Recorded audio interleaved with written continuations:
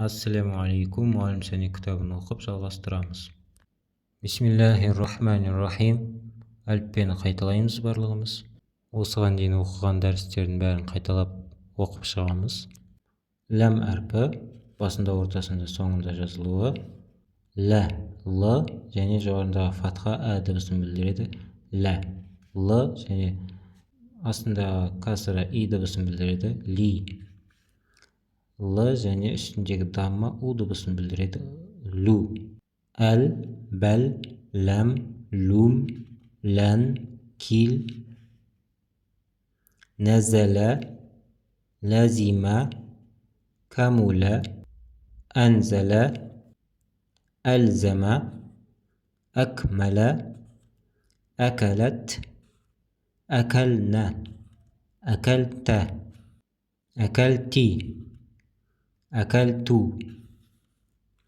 әкәлтум, бұлбұл, юләмлим, тәзәлзәлә, етәзәлзәлу,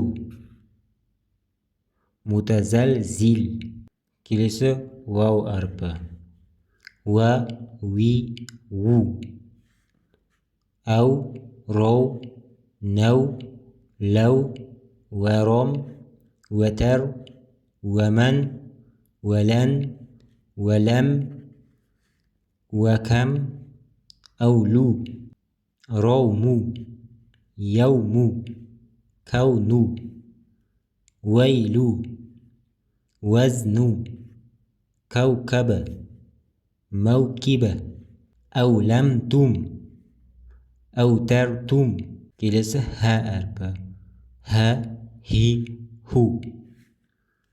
Хәбә, һәм, һәл, һуә, һия, һум, зуһ, әһәм, вәһәбә, ләһәбә, вәһәм, ләһум, бихим, минһу, минһум, иләйһи, иләйһим, әмһилһум,